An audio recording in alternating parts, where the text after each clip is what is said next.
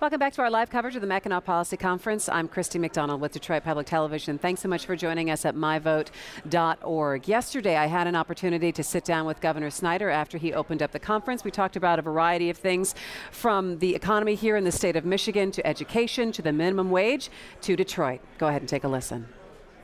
And joining me now is Governor Rick Snyder. Governor, thanks so much for joining us. We appreciate it. Yeah, it's great to be with you again. What an energetic crowd that you had at the start of the conference today. It's a wonderful crowd. People are fired up, and it's reflecting how our state's coming back. But it's also a reflection that I think people want to keep going, that we've got a really bright future, and this is a great forum to say, well, let's put some issues on the table, let's put some action plans on the table, and let's go after them. All right, so let's talk a little bit about business in the state of Michigan and how we've done over the last year or so. You gave a statistic saying that we are now number 6 in the country when it comes in terms of investment for entrepreneurship and IT. Up from what, 41? 41. We were 41 in 2008, and we've moved up to 6th place, best in the Midwest. And that's one of those things that is a great thing to start with, but then you got to let that climate work and give the job creators, the entrepreneurs, a chance to work within that context. So I think we have a good pipeline of stuff to come. We still have an unemployment rate which is relatively high, 7.4%. Yeah. What do you think, are we doing enough, or what would you like to see done more to combat that number? Yeah, Christy, we always want to do better, but one of the things that's made it more challenging is, compared to the nation, which has not been adding to their labor force, we've been having our labor force grow again in Michigan. So we have people coming back into the workforce, which is a good answer. So it's about more than 250,000 private sector jobs have been created. We're number 4 in high-paying jobs being created in the country. So that's exciting. But one of the great areas to work on is, I would call it, is helping people become career connected in the skilled trades.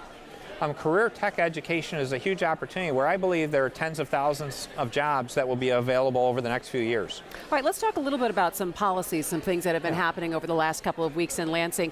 Just this week, you signed the minimum wage bill, which people are saying is a victory for working families. You have some skeptics that are saying, well, that was an end run to stop a ballot proposal in an election year. How would you respond to that? It was a bipartisan compromise. It was Democrats and Republicans from both chambers coming together to say, here's a solution that helps raise wages for those people in those positions, and at the same time does it in a more measured and thoughtful fashion with some protections to say, hopefully it doesn't adversely affect job creators. I was just going to say, how do you think that makes Michigan look to the rest of the country? I think it looks like we know how to work together. Because again, it was a bipartisan compromise. I think Washington could use a few of those. I think they could too. Talk to me a little bit, speaking of compromise, about the grand bargain. We know the House moved on it, the Senate has to take this up. Do you think the Senate has the votes for it? And what has this process been like? Well, this is another exercise in great bipartisanship. If you looked at the House vote, it had strong bipartisan support. Actually, the vote count was higher than many people thought it would be. So hopefully that sets up the Senate to follow on that path, to say, if the conditions are very similar, and hopefully they'll make a similar review and vote the same way. Have things been going in Detroit the way that you thought they would through this bankruptcy process? Largely, yes. This has been one of the largest problems in the United States, and it's a solution to 60 years of problems. So this is extremely difficult stuff. But if you go back and look, in the spring of last year, when I authorized the bankruptcy, we set a rough timetable for how we hoped things would proceed. We're within about 2 weeks of that timetable. And at that time, I don't think many people believed that was really possible. So we've been very consistent. There are still challenges to go. I don't assume this is done. But we have an opportunity by the fall to have a constructive resolution, a settled process here that really says now all parties, instead of talking about the decline of Detroit, can talk about growing Detroit. That's tremendously powerful. And don't we want a situation where we're talking about the growth of Detroit, Michigan? That's exciting. I think a lot of people would like to see that, but there are also a lot of cities, municipalities around the state that are watching this very carefully. As you very well know, there's a lot of them that are in financial crisis themselves, or moving towards that way. Do you think with this grand bargain, you've set up some kind of precedent where these other cities are going to say, where's our money from the legislature? No, I don't take it that way. Each case is individualized, and if you look at, people have been talking about this massive problem for a number of years. There is a serious problem there we have with our municipalities and units of government.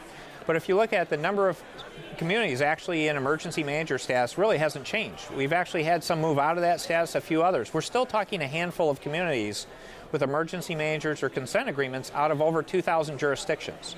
We do need to do more work, though, and that's why I've called for legislation to do a better early warning system, to say how can we work with communities to better address this long term and work our way out of it. So a lot of those conversations you think are going to be happening this summer? Maybe some new ideas of how to deal with this? Well, again, more on the early warning front on how to help communities look farther out and to give more transparency and information to the citizens. Because in many cases, I'm not sure all our citizens have the information on their local jurisdictions to know how underfunded they are or what these challenges are, and hopefully they can speak up and encourage their leaders to do more to solve the problem. I want to talk a little bit about education. There is a bill in the House right now that would move the standardized testing, the oversight to the Treasury Department. Do you agree with that?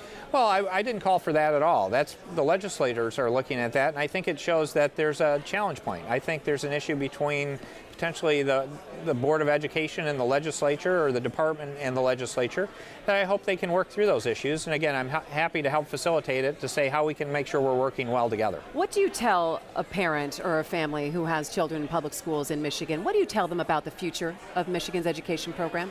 Well, I hope there's a bright future. Again, that's what we're all working towards. We're taking care of some structural problems that have been there for decades, in terms of we had an underfunded retirement system there. We're solving that we have another year where we need to make a significant investment, but then we're on a path to making sure it's sustainable long term, which hopefully helps teachers and people working in the system. We're focusing on student growth. That should be always the top priority, not just having the student go to class, but measuring the growth of students. And I think that's really exciting. So longer term, I would say there's an exciting future. We still have some challenges to work through. People always talk about funding, and they always say you can always put more money into education, and people are specifically looking at higher ed as well, and helping kids afford to go to college, and also funding for that pre-K. What can you say about where some of that money is going to be headed? Well, that's why I always come back. The most important question isn't the funding question, it's are we seeing student growth? Because if you're not getting real results, we have to ask how those resources are being used. But in that context, we're doing some exciting things. On preschool, we're leading the nation.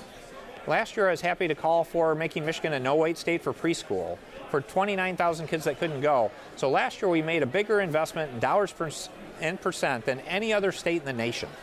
We want to keep that up this next budget year. That's important. And then for the cost of college, college is more expensive than any of us would like, but that's why I encourage dual enrollment, where you go to high school and college at the same time. If you can get a year of college done while you're still in high school, and it's becoming much more possible in many places, that saves you 25% on a bachelor's degree, 50% on an associate's degree. You said something today. You said, I don't like nice meetings. I don't. So tell me, coming off of Mackinac Island, there is always this energy of, you know what, we're going to tackle a lot of these problems. We finally had a lot of these face-to-face conversations. How do you keep that momentum going? Well, over the last 2 or 3 years, I want to compliment the Chamber. We have had action items that have been fulfilled. So there is a good track record of doing that, because when I say I don't like nice meetings, I don't like meetings where someone simply comes out and goes, that's a nice meeting. I want them to come out and say, I'm engaged to work on this issue to solve this problem. So we have 3 great themes this year: how to make impact, how to help with STEM education, going back to education, and how to encourage more entrepreneurship. And I think they're good action items we're going to have on all 3. Okay, Governor Rick Snyder, thanks so much for joining us. We appreciate it. It's great to be with you. Okay.